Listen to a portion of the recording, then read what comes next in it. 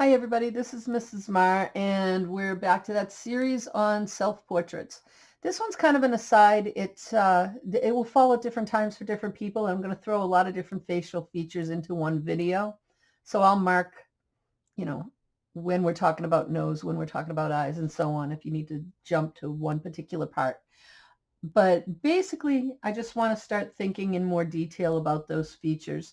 The picture I was using was a baby who had his eyes closed or her eyes closed. So that didn't really help. And she didn't have any teeth. So it's not going to help you with teeth either. So we're just going to do this separate from the baby picture that we were just drawing. So what I want you to think about is the fact, let's start with eyes. Think about the fact that there's a form in there, that there's a sphere, for the sake of a better term. We're going to say a sphere inside. And the sphere would have all sorts of lighting on it. So I'm not going to put these together as a face, I don't think, in this. I'm just going to go over specific areas. So say the light's coming sort of from the middle, and we have this general sphere, okay? That is the white of the eye. All right. And within that, you have a pupil. I'm sorry, let's say in the iris. Okay. With lighter colored eyes, there tends to be a darker outline. There's definitely some textures in there. And within that, you'd have the pupil. Something that I see all the time is that the pupil isn't centered on the iris, and the iris, I don't know, the iris is, you wouldn't see the whole white of the eye, so that wouldn't matter. But the pupil isn't centered on the iris is the most important thing. If it's a light colored eye, there tends to be darkness at the edges and this sort of texture that works in and out. Okay.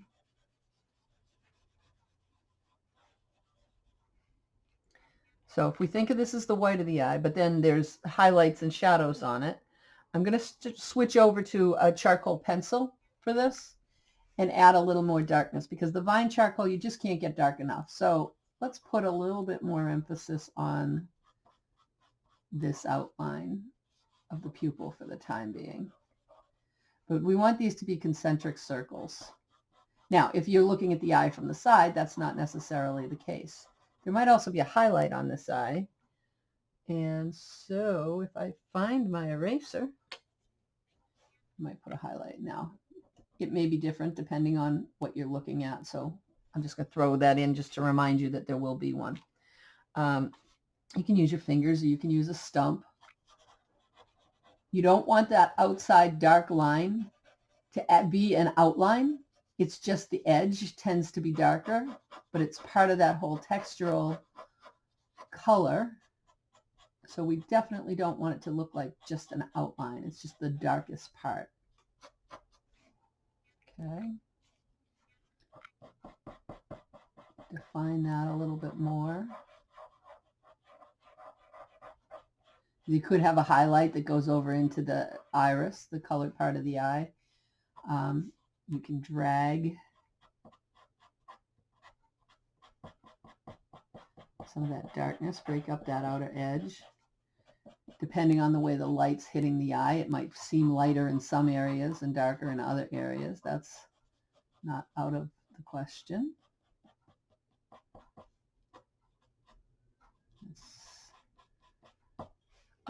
Something that we also can think about is the way the eye lid, okay, hits the eye. You very rarely see from the top of the iris to the bottom.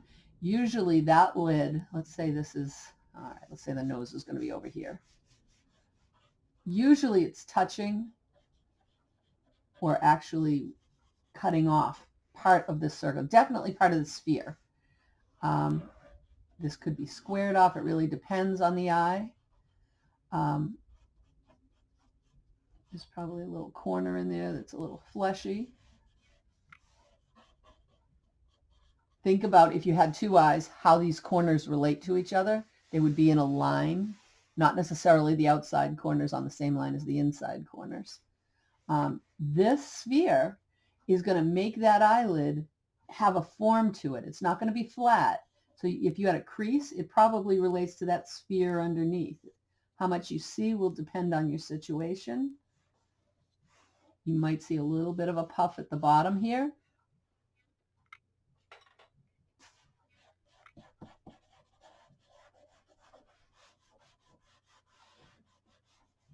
Okay. Let's just say that for now. It wouldn't necessarily have that dark line everywhere around it. It'll all depend on the lighting. You can cut your eraser to get into details here. The whitest part, say the light's coming right at us, the lightest part of that sphere, you can clean up now and make it lighter. You want your full range of values. It's probably more shadowy as you get into the edges and the nooks and the crannies there. When you go to draw a specific eye, I'm just drawing a random eye for my head at the moment, but when you go to draw a specific eye, sometimes it's easier to look at the negative shapes in order to place the pupil and to place the shape of the eye, the skin, the lids. So what does your triangle look like here? What does your triangle look like here? That will help you overall to place your eye. If it's highlighted in the center, it would probably be highlighted up here on the lid or down here. Okay, you might see the thickness of the eye down in here too. This wouldn't necessarily all, it depends. If you're doing a picture of somebody who's got a lot of makeup on and eyeliner and mascara, it will be very different than not. Okay, but that could be a very subtle shadow. Another thing that you want to do is think about the fact, okay, we said this is where the nose is going to be, all right? So actually I didn't draw it that way. There would be a shadow cast by the eyelashes onto the top of the eye. Okay, it might be very subtle, it might be very dramatic. Probably be more just general sort of tone going on in there.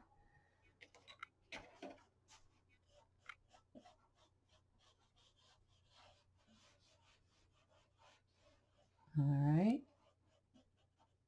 So you may not see as much up there. And the eyelashes, people tend to draw eyelashes like they're rays of a sun going out in every direction, like a symbol of rays of a sun. But truthfully, it really depends. Your eyelashes, if you see them from a distance, you might not see them at all if the person in the picture is seen at a distance. But even if you do, they probably overlap and they're probably thicker at the bottom, like where it attaches, and then fan out. And so they might overlap. And they definitely are not going to stick out this way all the way around. They tend to curl towards the outer edges. You may not see them at all on the inside of this eye here. It might cast a deeper shadow there.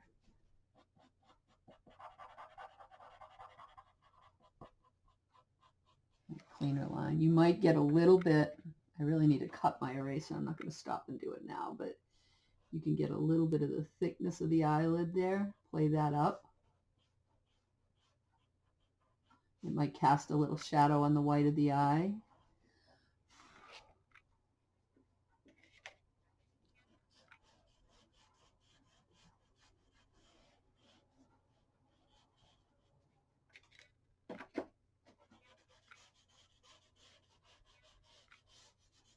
You wouldn't have an outline like that. That would be the tone of the skin. And then you might have a little bit of lash going on down here, but not nearly as much down in the bottom. It really depends on, like I said, the mascara issue. I mean, you could make it have a lot, maybe not. Okay. All of that, and I probably should have done this first, all of that is going to fit into the socket of the eye. And the socket of the eye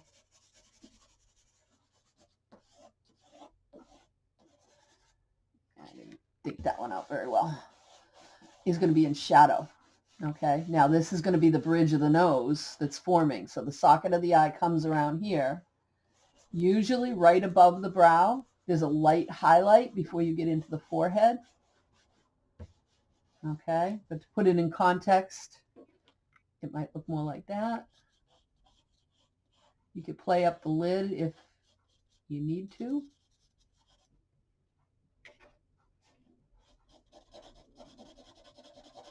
And when you do the brows, I mean, unless they're, you know, makeup drawn on by a pencil or something like that, you want to make them wispier. Okay, so maybe there's more here. You can put a little bit of vine charcoal down at first.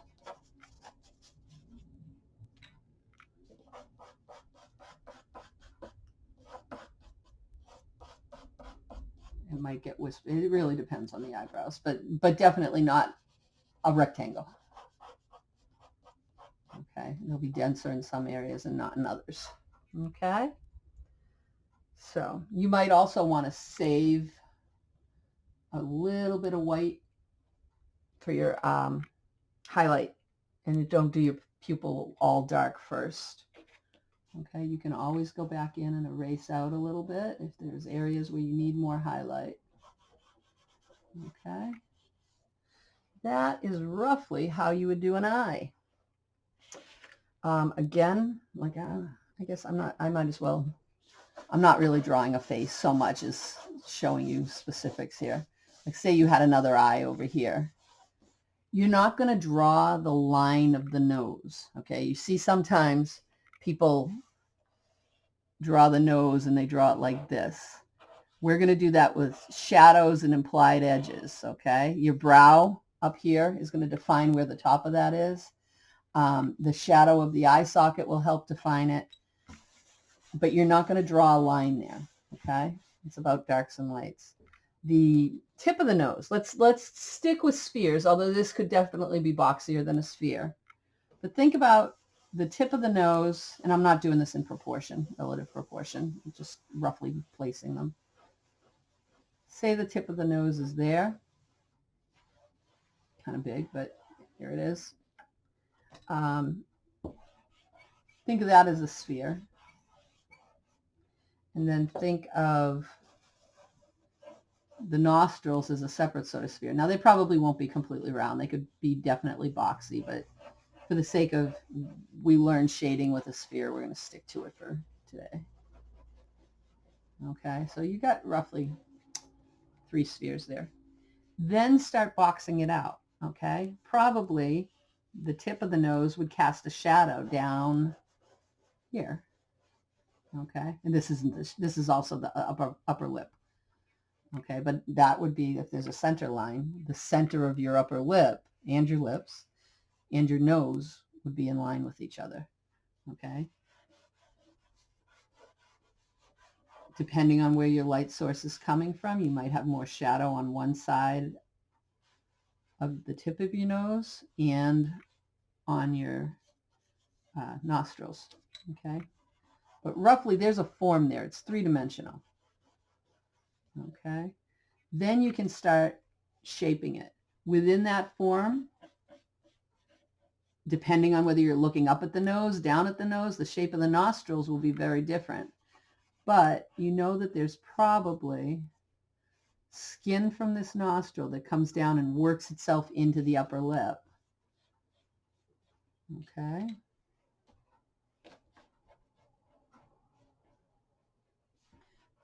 If there's a highlight here, and first of all, this would not stay a sphere. There might be a highlight on this side. There might be a highlight on this nostril over here. It might be blocked a little bit by this, and it can be squared off and more subtle. Okay, you might have a deep shadow over here that leads to the laugh lines and the cheek. Okay, oops, I just dropped my charcoal.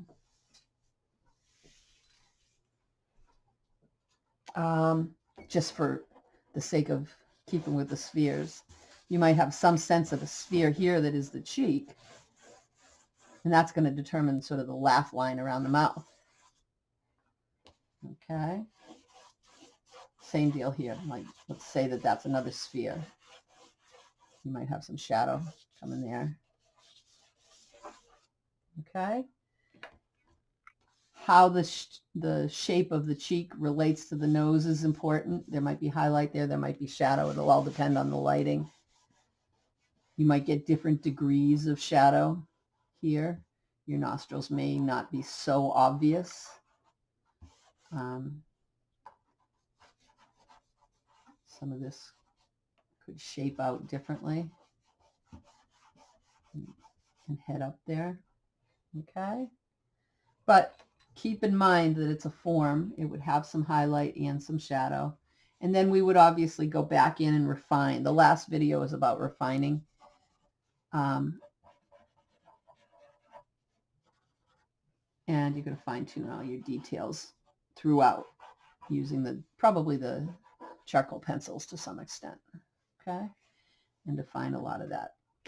Now with the mouth, and that's, you know, your situation will vary and you should follow the lighting and the values in your situation. With the mouth,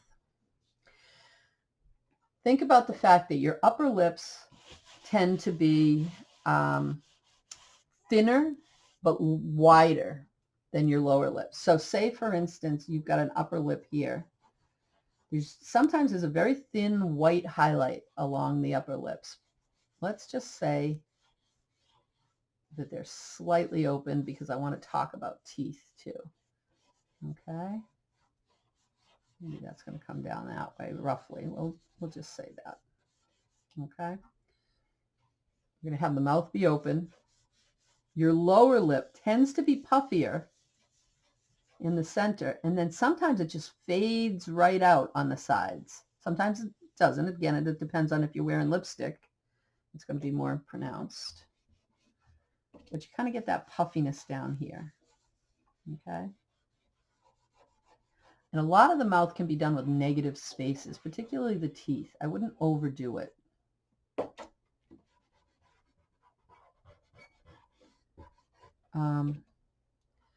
So say your teeth are lined up with the line in the center. You're not going to draw a bunch of rectangles down here. Think about the bottom of the teeth and draw the negative space. Okay, now I'm probably doing these too big just to be obvious on the camera. So your front two teeth are there. And then your next two teeth. And you're really just drawing the negative space of the bottom of them. Then you've got that eye tooth. As you roll around into the back of your teeth, that's almost like a sphere in there too. They're going to get more foreshortened, and they're going to seem like the width is going to get smaller. And it's also going to be more shaded because it's deeper in your mouth. So you're not going to see all the details. The other thing to keep in mind is chances are this picture is drawn from a view that's far enough away that you're not going to see every little detail in the teeth anyway.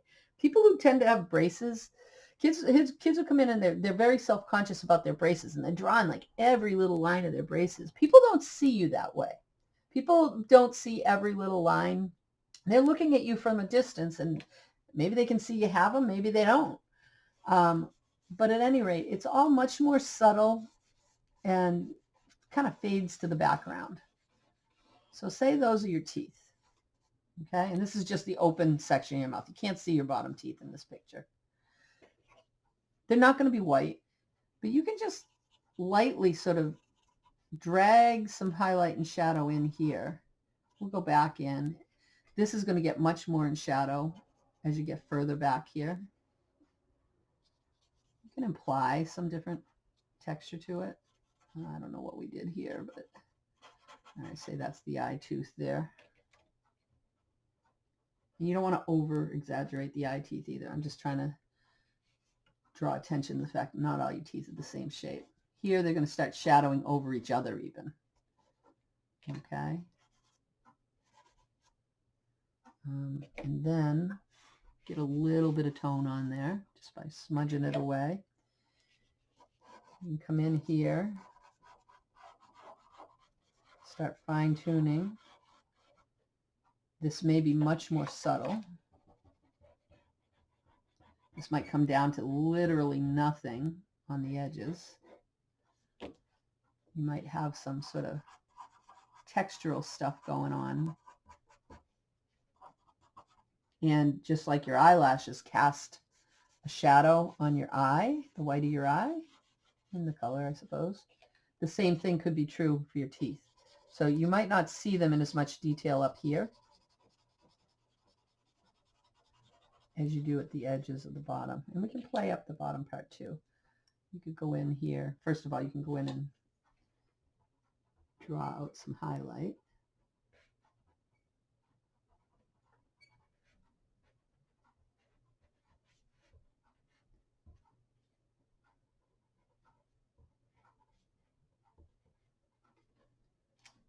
And put in some shadow.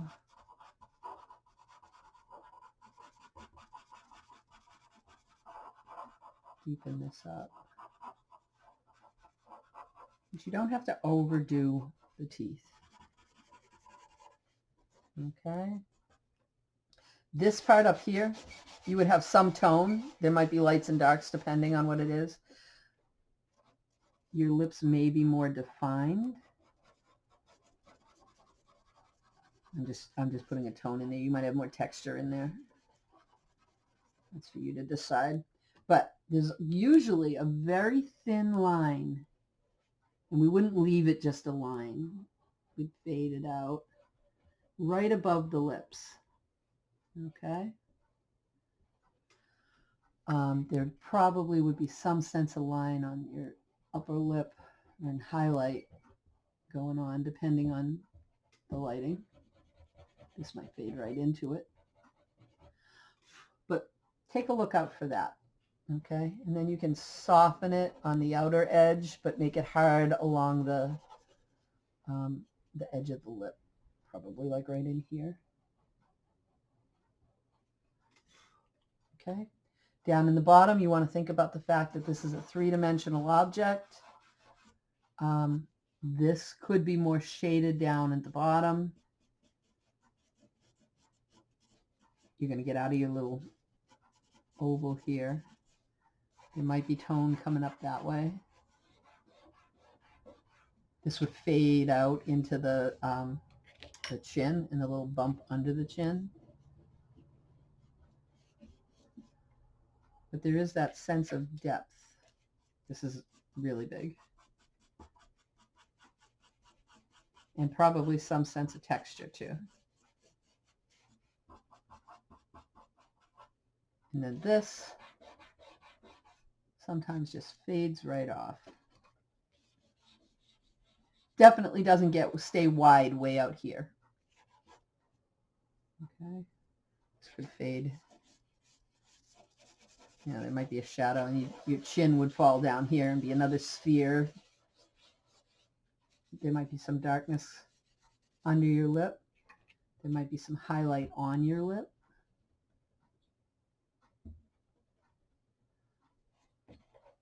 Okay. I'm not going to finish this whole thing off, but this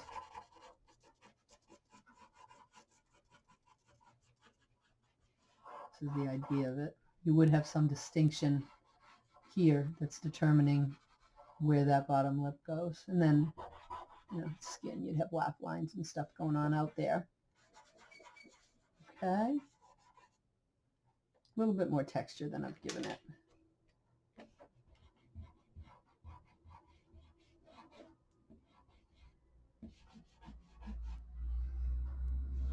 But you definitely have form. Okay. And then you would tie it all together. Maybe this is shadowy underneath here, and it comes out, and you got your jaw and your cheek and so on going up the sides there. Okay, so that's 3 different features. The last feature that I want to talk about is hair. So I didn't leave room for it, so we're just gonna, well, let's just make